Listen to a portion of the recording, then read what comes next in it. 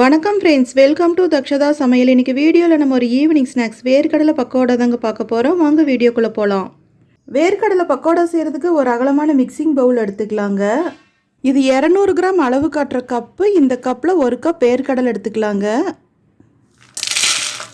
1 teaspoon உப்பு. இந்த கப்பில் 1 கப் வேர்க்கடலை எடுத்துருக்கோன்னா இதே கப்பில் 1/4 கப் கடலை மாவு எடுத்துக்கலாங்க. அதே சம அளவு அரிசி மாவு, 3/4 டீஸ்பூன் வரமிளகா powder, 1/4 teaspoon garam masala powder, 1/2 teaspoon இஞ்சி பூண்டு விழுது, 1/2 மூடி எலுமிச்சம்பழம் நல்லா பிழிஞ்சிக்கலாங்க. எல்லாம் ஃபஸ்ட்டு கை விட்டு நல்லா மிக்ஸ் பண்ணிக்கலாங்க.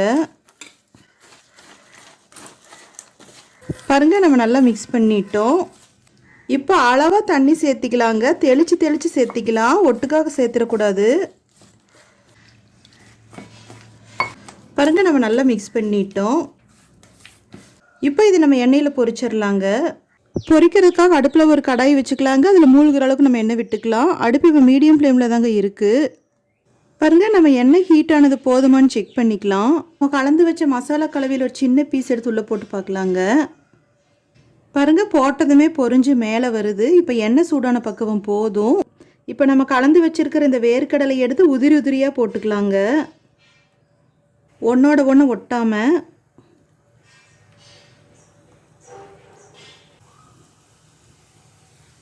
இந்த ப்ராசஸ் கொஞ்சம் சீக்கிரமாக செய்யணுங்க.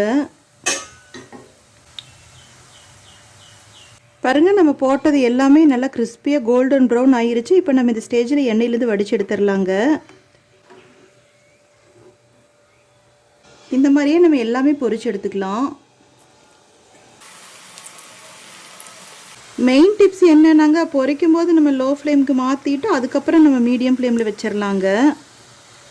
இது பொடி பொடியாக இருக்கனால தெரிக்கும். பாருங்கள், கிறிஸ்பியாக கோல்டன் ப்ரௌனாக பொரிஞ்சது போதும். நம்ம இப்போ இந்த ஸ்டேஜில் எண்ணெயிலேருந்து வடித்து எடுத்துடலாங்க.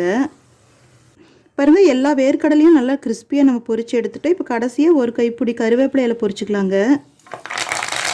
பாருங்கள், பொரிஞ்சிருச்சு. இப்போ நம்ம இதுவும் வடித்து எடுத்துகிட்டு அடுப்பு ஆஃப் பண்ணிடலாங்க. நம்ம சேனல் பிடிச்சிருந்தால் லைக் பண்ணுங்கள், கமெண்ட் பண்ணுங்கள், ஷேர் பண்ணுங்கள், சப்ஸ்கிரைப் பண்ணுங்கள். அப்படியே பக்கத்தில் இருக்கிற பெல் ஐக்கானையும் மறக்காமல் கிளிக் பண்ணுங்கள். தேங்க்யூ.